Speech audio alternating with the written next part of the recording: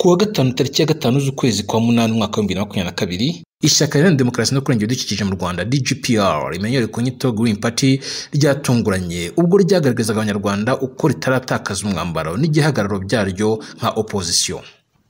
Ni nyuma y'igihe kitari gito bamwe batangiye guhwihwisa ko hari kera kubira ishyaka ryabaye nkandi yose yayobotse nyuma yo gutamikwa bakabihuza nawo mugani w'abarundi ugira uti nta uryana injya mu kanwa. Ibi babivuga bakabihera ku kubira ishyaka DGPR Green Party ryaratsinda intebe ebyiri mu nteko ishinga amategeko y'u Rwanda umutwe w'abadepite rikaba kandi rinafite intebe imwe mu nteko ishinga amategeko y'u Rwanda umutwe wa Sena. Bityo bakavuga ko nk'ishyaka naryo riri kwibere ritakagombye kujya mu mujyi wa opposition cyangwa se kuvuga ibitagenda. Ariko ubu iri shyaka ryagaragaje ko ibitagenda rikibona kandi rifite icyo ribivugaho kugira ngo nabyo bikosoke, kugira ngo nabyo bikemuke. Gutungwana kwa Green Party igaragaza ko igikomeye ku gihagararo cyayo nk'ishyaka rya opposition ritavuga rumwe n'ubutegetsi nubwo ridashingiye ku mahame yo kurwanya leta. Umuyobozi waryo Dr Frank Habineza yakoresheje imvugo, ingero, ibyegeranyo na raporo zinyuranye agaragaza ibidahagaze neza bikeneye gukosorwa. Dr Frank Habineza yanenze bamwe mu bayobozi bakoresha imvugo zidahwitse nk'umuyobozi w'urwego rw'igihugu rw'imiyoborere Dr Usta Kayitesi uherutse kuvuga ko mu Rwanda nta mashyaka ya opposition haba. Dr Frank Habineza akaba yasabye leta kuganira n'abatavuga rumwe nayo kabone niyo baba badakorera imbere mu gihugu. Yashimye ibyahoze mu migabo n'imigambi ya Green Party bikaba ubu ngubu biri gushyirwa mu bikorwa na leta. Yavuze kandi n'ibindi byinshi tutarondoye uyu mwanya. Tubazana ikiganiro cyose kirambuye uko cyakabaye aho ishyaka Democratic Green Party of Rwanda DGPR ryaganiriye n'abanyamakuru hakavugwamo byinshi ku ishusho ya none y'igihugu. Iyi ni PAX TV IREME News, tubaha ikaze.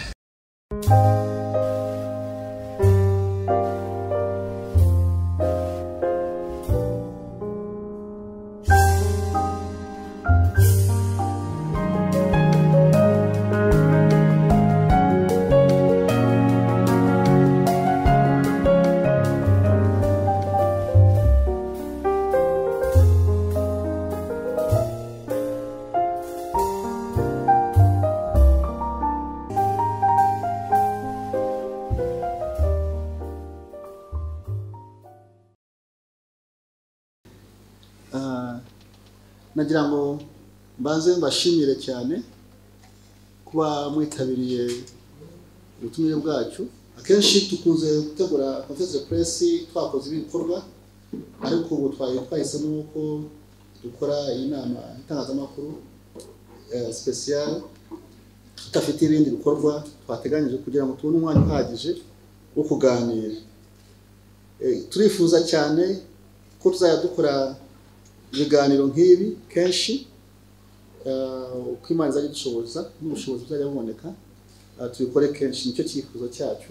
Umunsi w'ejo bashoboye gukurikira inama yabaye y'urwego rw'igihugu ry'ishonama National Elders Council iyobowe na Honorable Dr Taremara, umuyobozi mukuru wa RGB.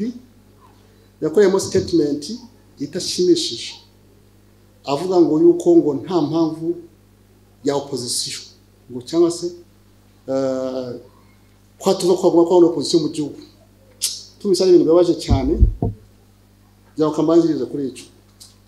Kuba umuyobozi mukuru wa RGB Dr Usta Kayitesi ayoboye urwego rushinzwe kwandika no kugenzura imitwe ya politiki mu gihugu akaba afata uruhande bwo kuvuga ngo yumva ko nta shaka yagomye ko ya opposition, kuko yitwaza yuko ngo amashaka yose yanditswe ntawe yigeze avuga ko opposition, akirengagiza itegeko nshinga ya Repubulika y'u Rwanda byemera yuko igihugu cy'u Rwanda kigendera ku mitwe ku bitekerezo bitandukanye, icyo bita multipartism, imitwe ya politiki itandukanye. Nta itegeko ry'u Rwanda rikuru ari constitution rivuga ko igihugu kigomba kugendera ku itegeko ku ishaka rimwe, kivuga ku mitwe ya politiki itandukanye ku bitekerezo bitandukanye.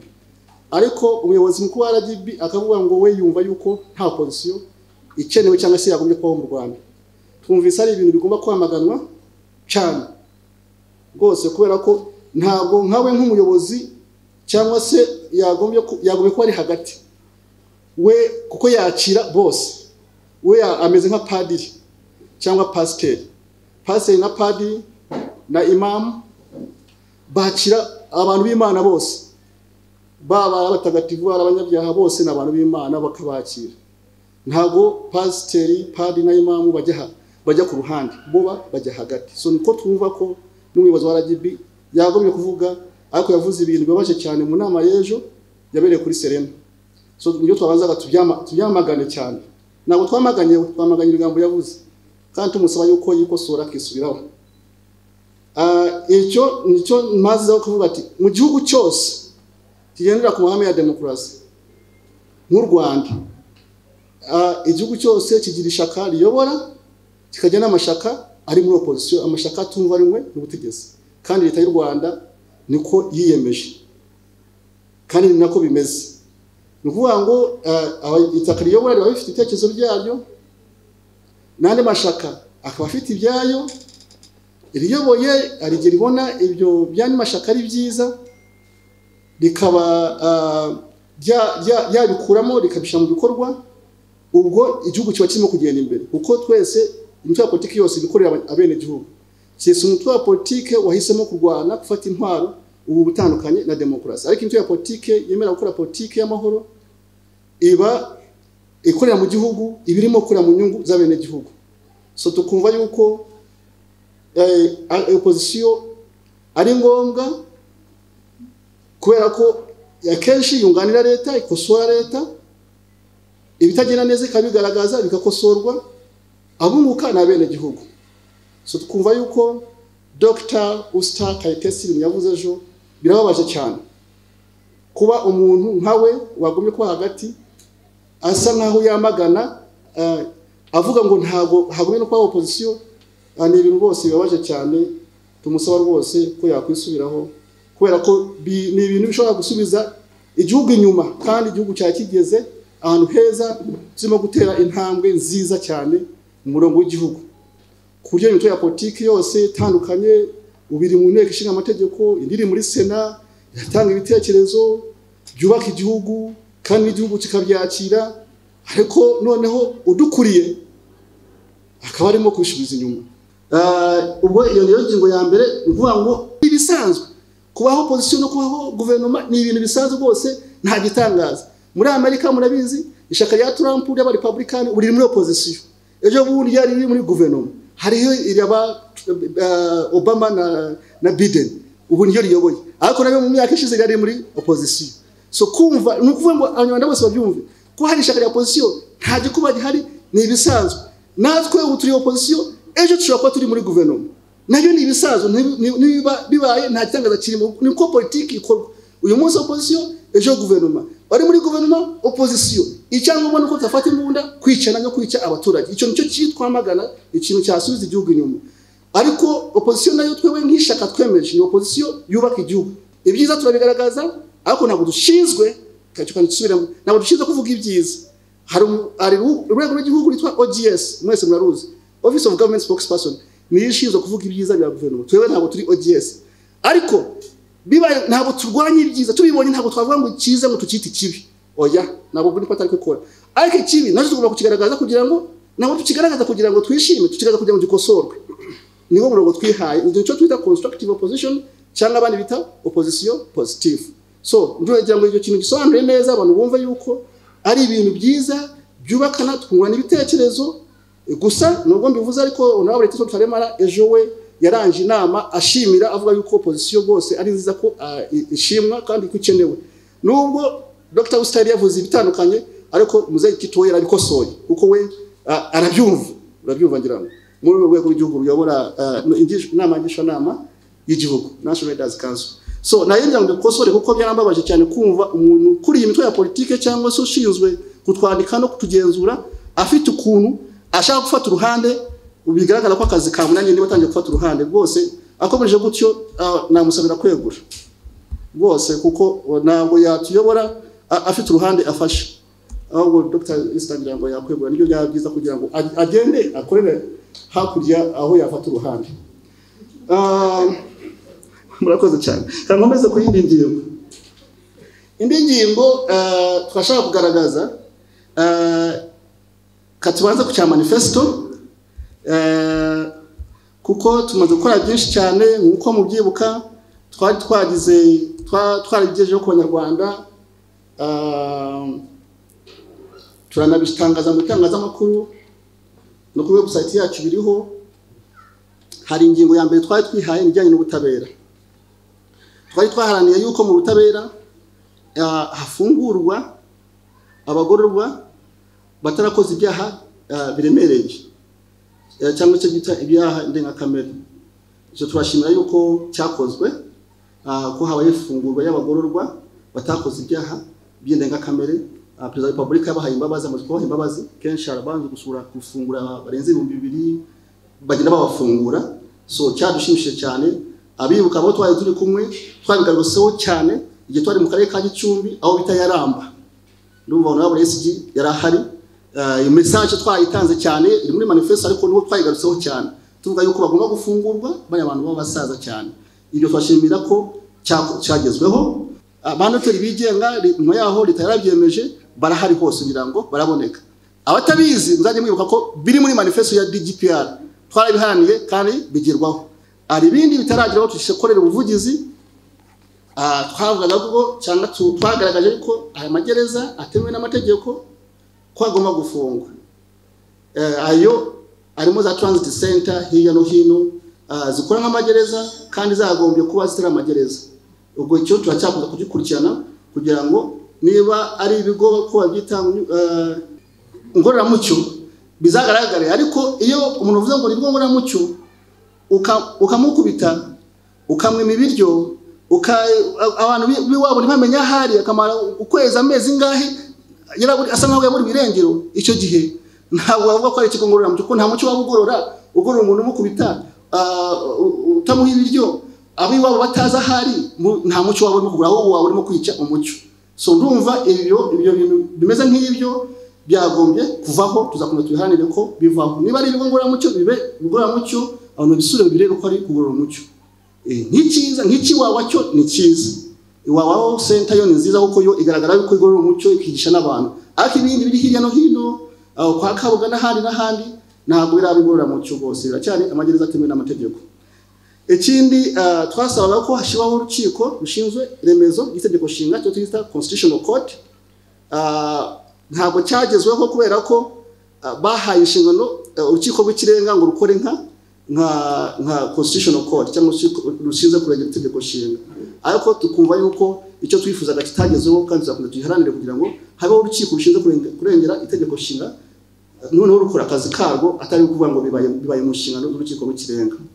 Ikindi tukomeza guharanira ko kigerwaho, ariko cyagiye kigiramo twasaba ko ibihembo by'abavoka n'abesha b'inkiko byagabanuka kugira ngo abaturage bashobore kuba babigeraho. Ubu bashoboye kugerageza bavuga ngo baze 500, ariko haracyari menshi ku muturage ushaka kujya gushaka umwavoka. Amafaranga 500 biracyari menshi. Turifuza yuko bakomeza bakabiganiraho bakareba inyunganizi yahabwa abavoka cyangwa se uko byagenda kugira ngo abaturage bashobore kuba babona izo serivisi. Ikindi twashaka ko hajyaho ikigo cyihariye cyo kurwanya ruswa. Turabizi ko hari izindi nzego zihari zitandukanye ariko zibikora mu zindi nshingano zifite. Nk'umuvunyi afite inshingano nyinshi akongeraho kurwanya ruswa n'abandi gutyo. Ariko twifuza ko habaho icyihariye cyo kurwanya ruswa, arizo nshingano zayo. Turumva ko byazafasha kuko iyo turebye muri raporo z'igihugu cyangwa se iz'umuryango Transparency International, urumva ko ikibazo cya ruswa kikiri ikibazo mu gihugu. Amafaranga menshi aracyatakara kandi yavuze kugirira Abanyarwanda akamaro.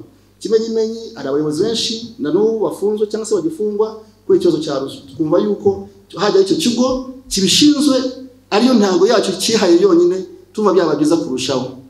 Ubwo nuvuga ngo ni karizime, ntabwo twavuga byose biri muri manifesto, twabamo karizime gatoya. Iyo yari ingingo ya mbere. Ingingo ya kabiri yari yo kurwanya ruswa ndetse no gufata abajenosideri bakirire bya hirya no hino. Ibyo byose turakomeza tukabikora ubuvugizi twese hamwe, cyane cyane yuko noneho bamwe muri twebwe turi no mu huriro y'inteko ishinga amategeko rishinzwe kurwanya jenoside. Ni ubuvugizi twese tugomba gukomeza dukora kugira ngo iyo jenoside tuyirwanye, ariko nabo bakiririmbe bafatwe. Cyo nicyo navugaho muri makeya. Icya gatatu hari ikijyanye n'uburenganzira bwa muntu.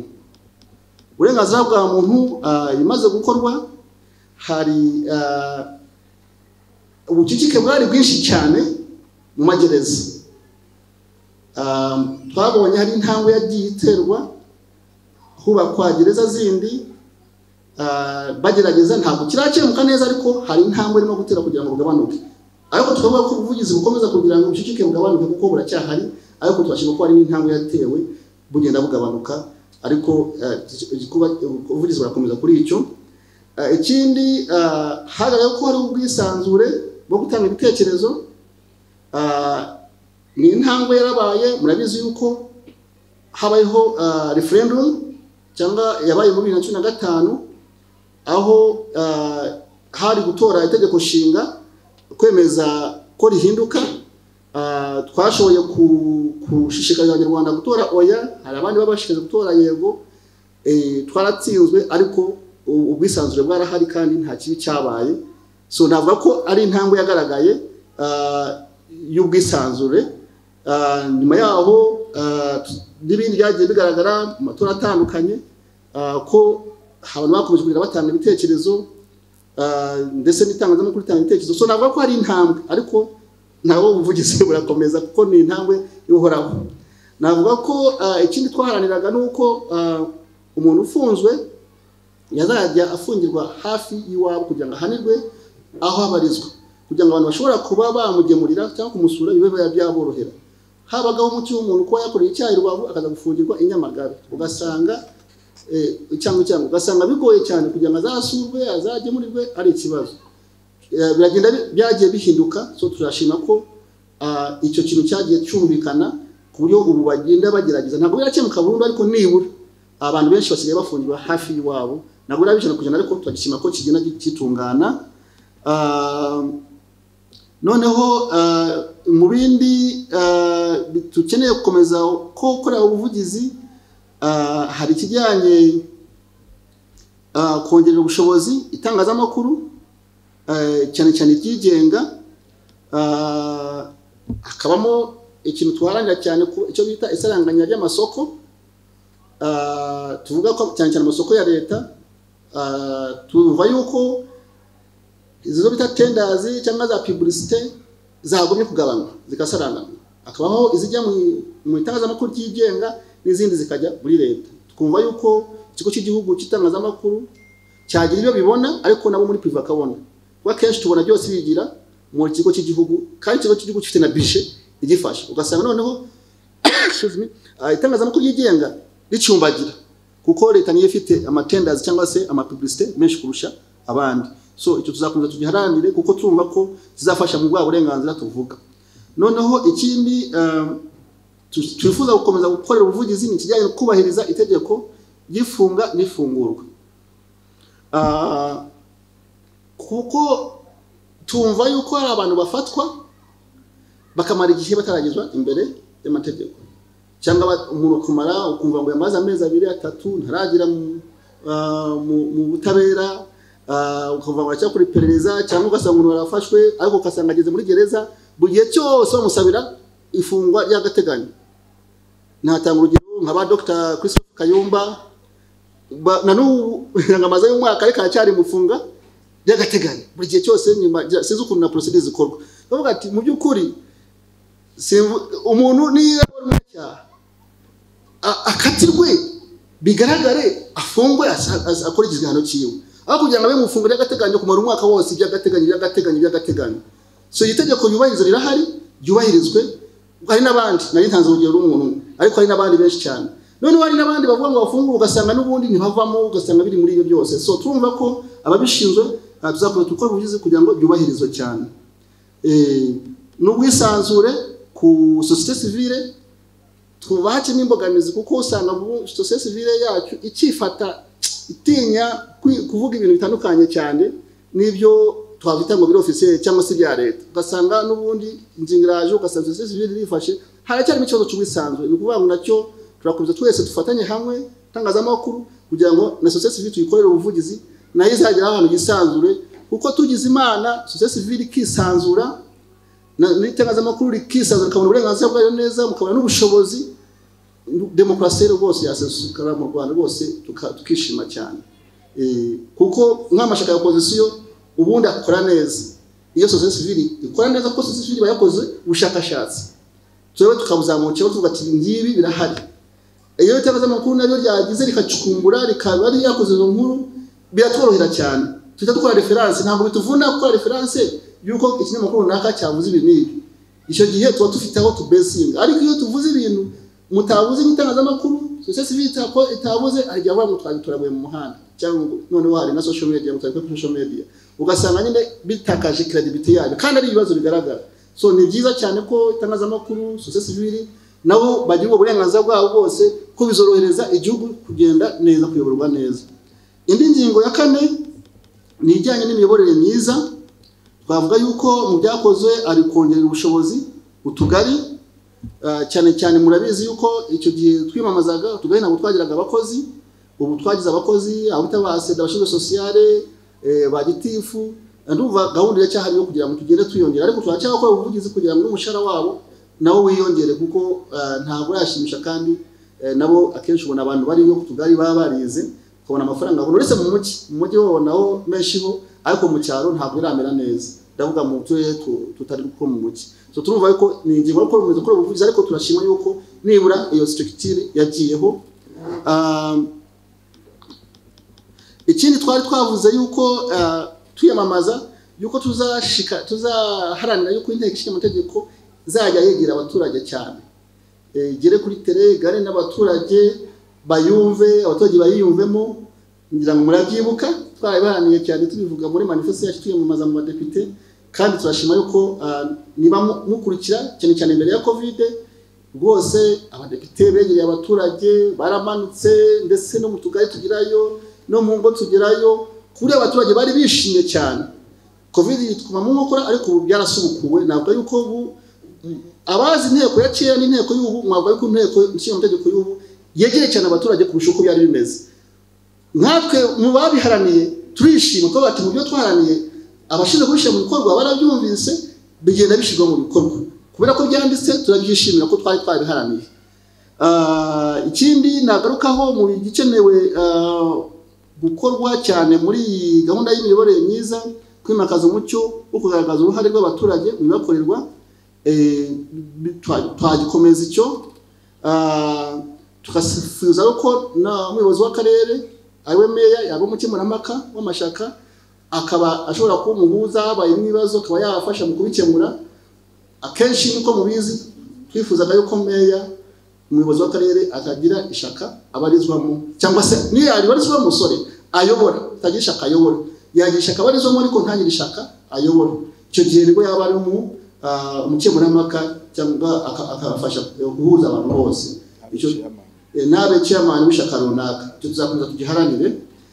Ikindi twimakaza umucyo wo kugorora ibigorane nkuko twavugaga nk'ishaka ya opposition tumva ko ari ikintu cyiza ntabwo waza kuvuga ngo mwishati nambaye n'umweru kandi atari umweru tumva icyo gihe waba urimo kubesha tuzakomeza tuharanire.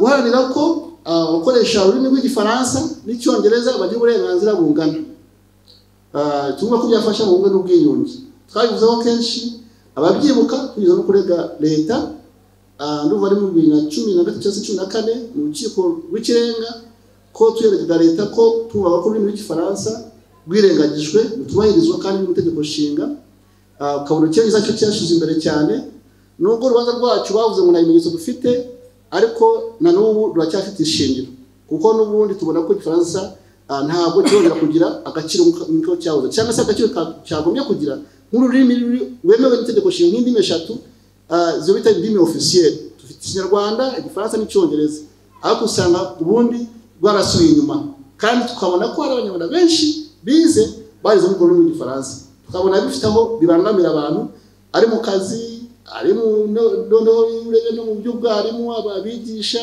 ahandi hose tukaba natwe twihaye iyo ntego komeza guharanira ko abakoresha ururimi rw'igifaransa n'icyo giza bose bagira uburenganzira bungana kuko tubona butangana kugeza kuri uyu munota.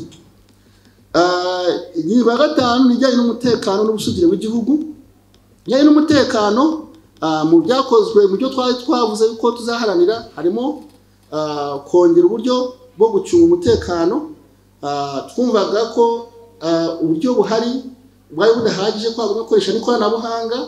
Ababyibuka twarabivuze cyane, tuvuga ko twifuza ko haza icyogajuru satellite idufashe mu gucunga umutekano. Murabizi twabigarutseho cyane turi mu karere ka Nyabihu, n'uva nibo bane twavuze iby'cyogajuru, abantu benshi ntibabyumvise, ariko turashima yuko ibyo byogajuru noneho bimaze kuba byinshi, bimaze kugera mu kirere. Bimwe bifite inshingano zitandukanye, ariko turumva ko n'iby'umutekano birimo. So ndumva ko icyo twakishimira ko cyagezweho, ariko turacyifuza yuko n'ubundi kongeramo imbaraga kugira ngo umutekano wacu ukomeze gucungwa neza, cyo kuzajya ducungwa n'ibitero twumva ngo byaje byakuye umusaze, bakongeramo tekinoloji. Turifuza yuko ikoranabuhanga ryakomeza gukoreshwa cyane mu mutekano, kugira ngo nk'uko polisi y'u Rwanda ivuga ngo bakumire icyaha kitaraba, bazajya babikumira bitaragera ku butaka bw'u Rwanda. Ikindi twifuzaga yuko abasirikare babubakira bakazamurwa n'umushahara ndetse n'abapolisi. Hari icyagezweho, leta y'u Rwanda yaremeye umushahara warawongeje w'abasirikare n'umupolisi warazamutse. Ntabwo uragera aho twifuza, ariko turashima yuko icyo cyifuzo cyakiriwe, nubwo bajya bambwira ati rwose turakeneye akandi kiyongeraho, ariko icyo navuga ati ndashima yuko n'ibyo navuze mbere yuko byakiriwe, ko umushahara w'abasirikare n'uwapolisi wazamutse. Kububakira amazu ntabwo birakorwa neza nk'uko tubyifuza, nayo tuzakomeza tubiharanire. Ikindi twifuzaga cyane ko polisi yakongera imbaraga muri gahunda zayo zo kugenza no gukumira ibyaha. Icyo gihe twabivugaga hari hatarajyaho urwego rwa RIB. Turashimira ko urwego rwa RIB rwagiyeho, kuko bafashije polisi mu kongera umutekano w'igihugu, bakumira ibyaha no kugenza ibyaha. So navuga yuko twebwe byadushimishije yuko nubwo twabisabye polisi, ariko hagiye urundi rwego rufasha polisi. Ariko n'ikindi, n'ejo bundi itegeko riri ryaje mu nteko yongera imbaraga polisi kugira ngo nayo ishobore kuba yakora neza kurushaho. Tunavuga yuko ari ikintu kidushimisha kujyanye n'umutekano. Mu byo tugomba guharanira kugira ngo bikomeze kugeraho mu bijyanye n'umutekano n'ubusugire w'igihugu, turumva ko hagomba kubaho ibiganiro n'abarwanya igihugu, harimo n'imitwe yitwaje intwaro. Ibyo nk'ishyaka riharanira demokarasi uko ibidukikije tugihagazeho. Tumva yuko abantu barwanya igihugu ntabwo tuzabarwanya gusa n'imbunda gusa ngo birangire. Tumva yuko n'ibiganiro byabamo, kuko imbunda gusa agiye mu Rwanda ariko bakakumira bakagaruka, uyu munsi mukabatsinda ejo bakongera bakagaruka. Turumva yuko twebwe tuzashyigikira yuko uretse abakoze jenoside, abo ntabwo barimo. Abandi batakoze jenoside, abo tumva ko twaganira nabo, baba bitwaje intwaro batazitwaje nabo, kugira ngo tuzagire umutekano urambye. Ikindi twifuza nuko habaho guteza imbere ububanyi n'amahanga, cyane cyane tukomereje ku bihugu duturanye nabyo, ibyo duhana imbibi nabyo. Turashima yuko ubu hari intambwe nziza na Uganda, ko bigenda biba byiza, ndetse n'u Burundi ko ibiganiro bihari bigenda bitungana. Ariko Kongo byasubiye inyuma. Twifuza ko nabyo byaba byiza kurushaho, cyane cyane yuko nk'uko mubizi na sekretari w'ububanyi n'amahanga wa Amerika cyangwa minisitiri w'ububanyi n'Amerika azasura u Rwanda mu cyumweru gitaha kuri izo ngingo. So ni ibintu byiza bidushimisha ko n'abanyamerika bagiye kuza bongeye bajyana inama n'u Rwanda kugira ngo umutekano wacu ibiyaga bigari ube mwiza kurushaho. So nawe turamwakiriye rwose sekretari Blinken, nawe turamwishimiye ko azaza mu Rwanda kugira baganire kuri ibyo bibazo bitungana. Ikindi twumva ko kigomba gushamo imbaraga n'ubundi, ikintu cyo kurasa mu cyico, kubona abacungagereza, abapolisi, umuntu yatorotse muri gereza yatoroka bakata bamurasa. Turumva yuko icyo kintu cyo kurasa mu cyico rwose cyahagarara rwose. Twasabye ko haba amasasu y'ipapuro bayita rubber bullets mu Cyongereza, ko ayo masasu y'ipapuro rwose bagura menshi, abantu bakajya barasa amasasu y'ipapuro rubber bullets akabakomeretsa ariko ntibafe. Rwose turasaba ababishinzwe bazagure menshi, bazajya barekera kurasa mu cyico, kuko iyo umuntu apfuye ntabwo agaruka, kandi umuryango we usigara ufite urwango rudashira. Umuntu wawe yagiye afunzwe yibye inkoko bakamurasa agapfa uvuga ati kweri yari gufungwa amezi 3 akarekurwa. So urumva ko tushishikariza nongeye mbisabe banyakubaho abapolisi na RDF na gereza muzagurira ababrets nyinshi cyane rwose muzajye mashishizo abo bantu akugira ngo murashisha amasasu yenyewe. Ikindi uguha imbaraga cyane komisiyo ishinzwe uburenganzira bwa muntu ubushobozi buhagije bwo gukurikirana ababurirwa irengero kuko ibibazo by'ababurirwa irengero biracyumvikana. So tukumva yuko komisiyo y'uburenganzira bwa muntu yakongera imbaraga ikabikurikirana nk'uko ikurikirana n'ibindi kugira ngo ibibazo nibura izo case kuba mu yaburirwa irengero zizajye zivaho rwose.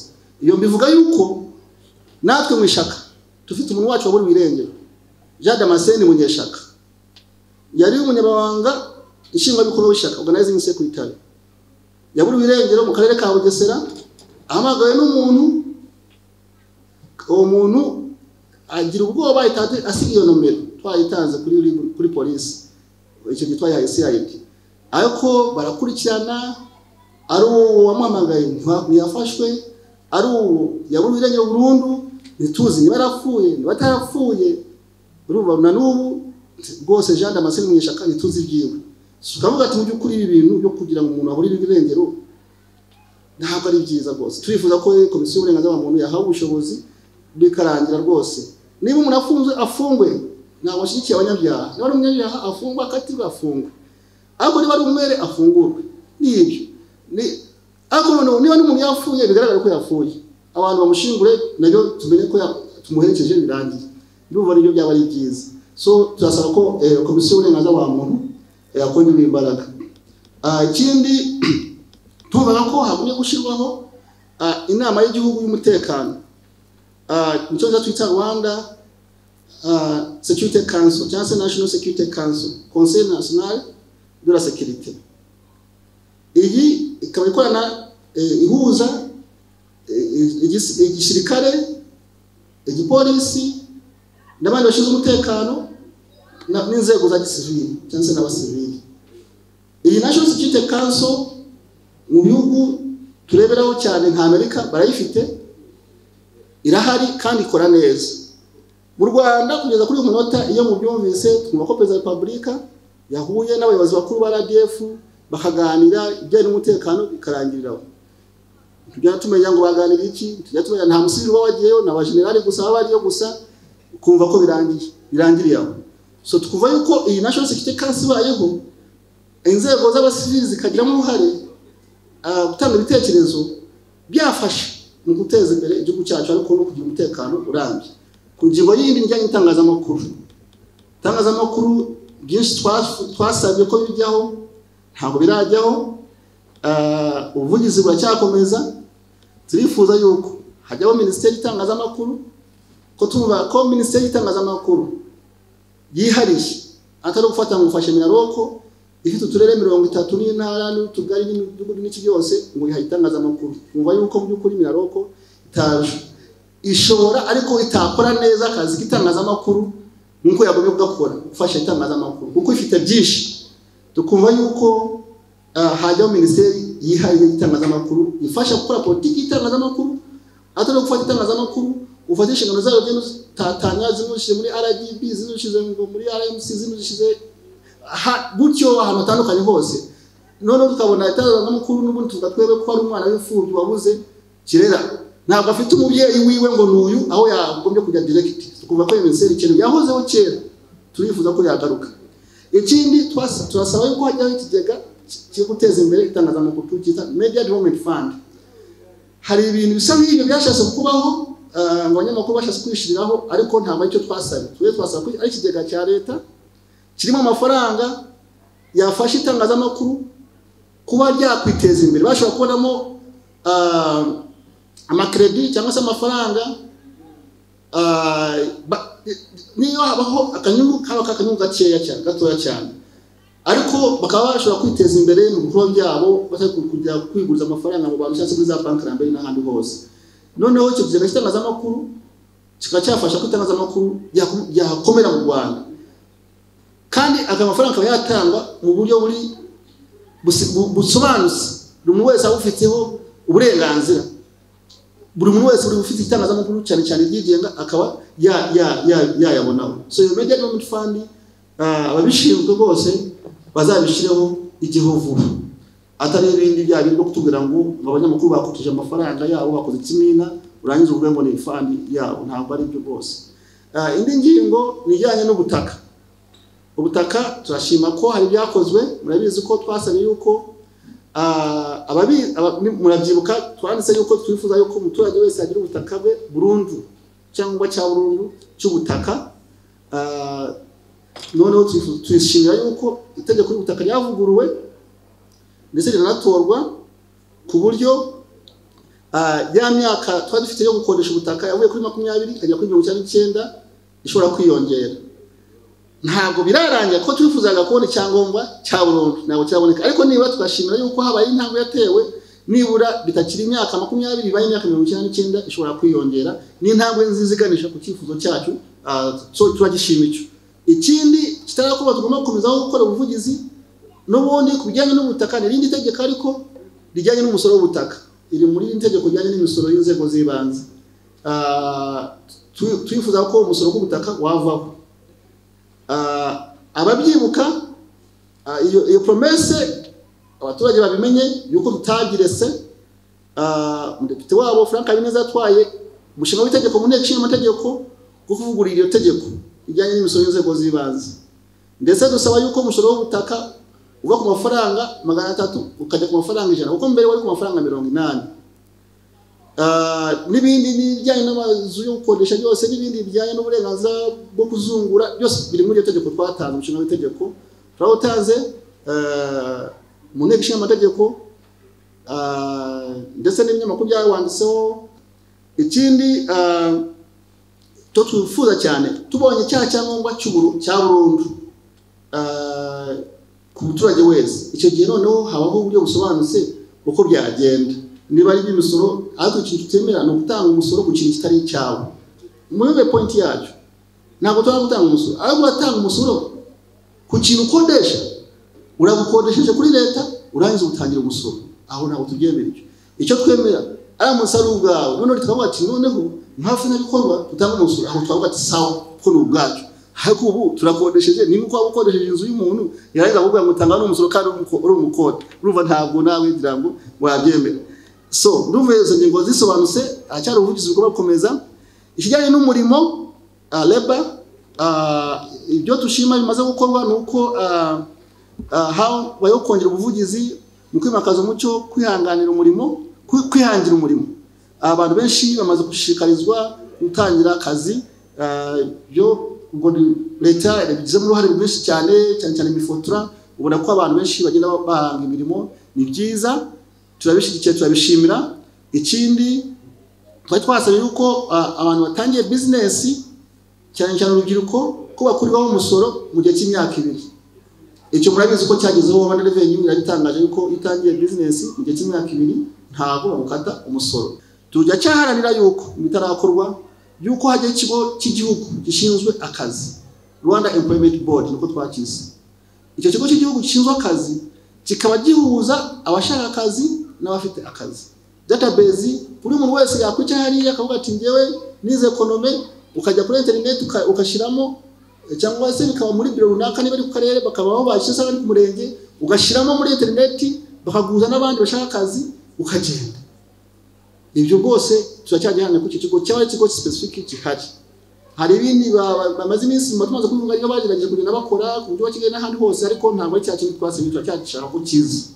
Ikindi kujyanye n'umurimo turacyarana ko ajya mu mushahara fatizo minimum wage cyangwa SMIC, ku buryo umuntu wese ufite akazi mu Rwanda yamenya ngo umuntu ufite akazi abonaye. Tukavuga ngo niba ari umufundi nayatangiriraho, niba ari umunyamakuru nayatangiriraho, kugira ngo bizafashe kurinda exploitation, gufata nabi abakozi.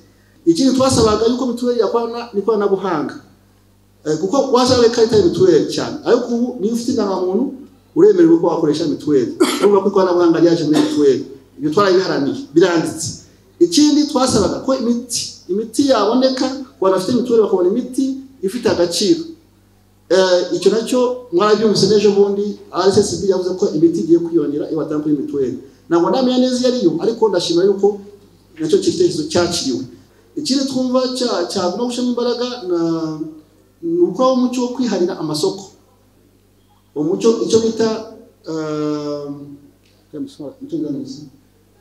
gukuraho bya bintu kwiharira monopole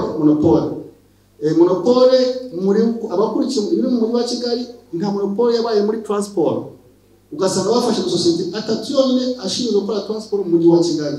Icyavuyemo ni iki? Nuko abaturage babuze imodoka zibatwara.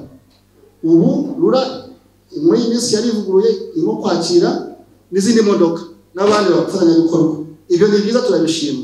Ariko iyo monopole n'ahandi hose iveho. Hariho nyine turi muri politiki ya liberalism. Abantu bose abafite ubushobozi bapigane batsinde, aho kugira ngo tube tuvuga ngo turafata uyu ngo ari we ushinzwe gutanga iki kintu runaka. Ari muri transport, ari muri n'ahandi hose na buri domaine zose. So tuzakomeza dushikariza yuko hagomba kugabanywa no gukuraho umuco wo kwakira amasoko y'umuntu umwe gusa ari ubikozi, ari kwihaya n'ibindi byose. Kuva mu kwezi kwa gatanu twatangiye gushyiraho mu rwego rw'uturere, tukaba tumaze kugira mu turere 9 kuva mu kwezi kwa gatanu kugeza ubu. Tushyiraho inzego z'urubyiruko cyo ku rwego rw'akarere n'inzego z'abagore.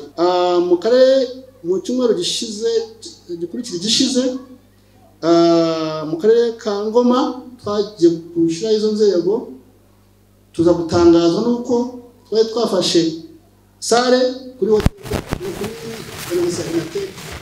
sare ikibuga twageze sare bayitwima kandi bari twemereye n'abantu bahageze bose bahita bayihera ishaka ya politiki undi n'umutwe wa politiki byo barayitwima. Ibyo bintu byaratunguye nyuma y'imyaka ingahe ishaka n'ibintu n'amategeko muri no nteko tukima sare twayifashe tuhageze bakahita bayiha abandi bitangaza. Gusa bavuga y'umuyobozi w'akarere meya bavuga ati rwose ndabizi ko bari babandikiye ko muhari nimubona handi nta kibazo birakomeza kugira Imana tubona handi wa padiri gahunda irakomeza. Ariko icyo kintu iyo umuco w'abantu kumva yuko bagomba gutinyisha ngo bakarya amasare rwose tukabona kera muri za Burera ntabwo bagomba kugaruka muri iki gihe tugezemo. Ahandi ni Kayonza, mu karere ka Kayonza ho byabaye itangaza tuhageze. Gitifu w'umurenge wa Mukarange agavuga ati ntabwo twemerewe gukora inama. Twamaze icyumweru cy'isobanukira akarere ngo ntabyo nzi, ngo meya ntacyo yambwiye. Buryo twamaze amasaha 6 inama bayihagaritse abantu bahageze. Icyo gihe dushakisha meya nawe sinabona yarari. Nyuma yaho meya ataboneka adasubiza telefone. Nyuma yaho tuza kumubona tuza kuvugana aza kuyicoordinatinga inama iza gukomeza, ariko twacerewe cyane. So kumva ko ibyo bintu impamvu bigarutseho byabaye iminsi 2 ikurikirana. Ntabwo muri politiki babita ngo nika izole niko babita mu Faransa ko kuwa gatandatu twari Kibungo atwi Masare, ku cyumweru tujya Kayonza batubuza gukora. So ntabwo kavuga ko ari Kayizole, niyo mpamvu turi kubivuga ko ibi bintu bitakongeye kubaho aho tugeze ubu rwose, kuko ibyo niyo bigaragaza cya gipimo abagabo ngo kweki mu Rwanda baravuga ngo Rwanda ngo ntabwo bimeze neza muri demokarasi. Ni kubera ibyo byabaye Kayonza. Iyi nama itari kuba byari kwa skandali politiki, iyo itari kuba Ingoma byari kwa skandali politiki. Ko twandikiye akarere ntabwo dusaba uruhushya, akareme n'amategeko ntabwo dusaba uruhushya, riramenyesha gusa tukabikora. Akacaho icyumweru cyose tukagenda sare twafashe mukayitwima, ni skandali. Twajya ni Kayonza gitifu w'umurenge akatubuza gukora, akamara amasaha 6 tudakora, ni skandali. Murabyumvangira nubwo byakemutse ntibizongera ko handi impamvu tubivuga. Ariko kandi tukasaba guverineri w'intara n'abandi bayobozi n'abandi bose bakurikirane impamvu ibyo bibazo birimo kuba cyane cyane mu ntara y'Iburasirazuba, kuko ko n'ubundi mu matora ya perezida twagiye ibibazo. Ndabyibuka Nyagatare naho twari kwiyamamaza mu irimbi, Kirehe twari kwiyamamaza mu ishyamba, babuza abana kudukubita amabuye batubita cyane. Ababyibuka murabyibuka. So twibaze ni iki kibazo kiri mu ntara y'Iburasirazuba aho twakwiyamamaza mu irimbi tukakwitwa n'abana iswari tukayemwa gitifu umurenge akatubuza. Ubwo guverineri bikurikirane na Minaroko bikurikirane kugira ngo ibibazo nk'ibyo bizaba handi cyane cyane Minaroko bikurikirane rwose.